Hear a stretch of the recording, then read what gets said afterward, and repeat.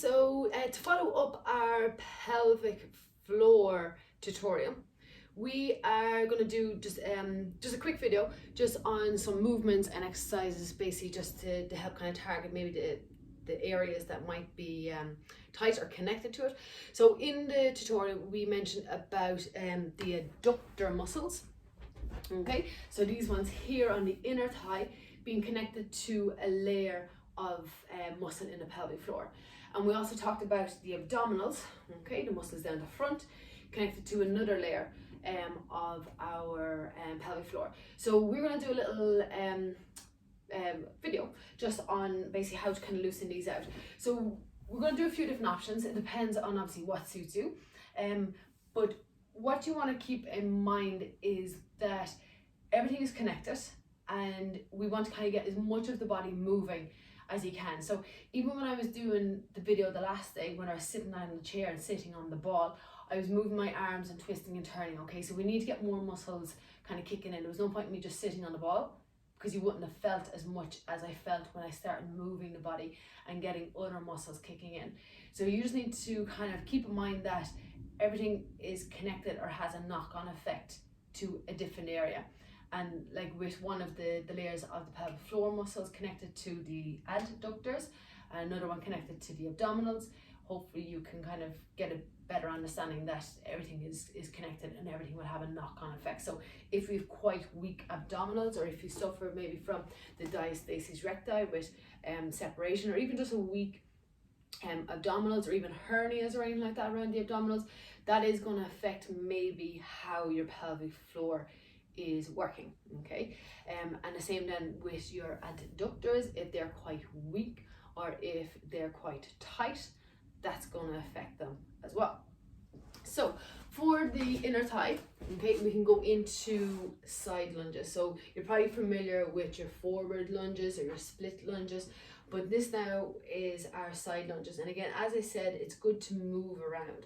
So we're going to step off to the side and back up. So again, when in the last video as well, we said about keeping a muscle healthy, or for a muscle to be healthy, you need to learn to contract it and relax it. So with this, I'm stretching it and then I'm letting it recoil, okay? Or else, like even with these ones here, they're contracting and now they're relaxing, okay? So they need to feel both ranges. So it's good to move within or good to move the muscle and allow it to experience both ranges. So this is quite a good one. Now my foot is straight ahead, but what we can do to change the muscles that we feel kicking in is just to turn the foot up. And there's a few different ways we can kind of target these muscles, but we're just going to concentrate on two today. So this one and then one down on hands and knees. So when we go into this, you might feel it coming around the back of the leg a little bit more. But one of the adductor muscles connects into is kind of like a hamstring origin, and that's at the back of the thigh. So we take our little pelvis here again, okay, and we have it over us. So a lot of the muscles attach up into kind of in around this this bony point up here, but one of them actually goes around and inserts into the bony point in the bum. Okay, so these points back here. So that's why we need to not just make it one-dimensional movement. We need to move around and get more muscles involved. Now the other exercise then that I was going to do for targeting the inner thighs, and this one can kind of get the abdominals kicking in a little bit, is if I keep my leg out to the side, okay, and my hands out, I'm actually going to be coming forward and then sitting back. So I'm going back bum towards the heels as much as I can, and then I'm coming forward. And again, just focus on, do you feel your core kicking in as well?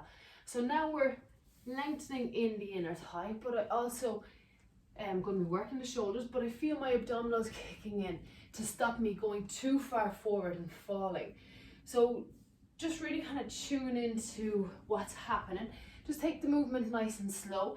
If you want to focus on the breath, breathing out, as imagine you're pulling yourself back. So when we're as far forward as you feel you can control, breathing out, imagine your tummy is pulling you back. Okay, and that could be a nice exercise to do maybe if you don't have the space to be stepping out in front, or if you just don't like lunges, or you have issues with your knees or something like that. So I hope you find the two of those useful. We can see about doing a little bit more, obviously doing them on the left side as well. But if you have any comments, or you want to know more, or if you want to know the same about the abdominals or anything like that, just let us know and we'll help you out as much as we can.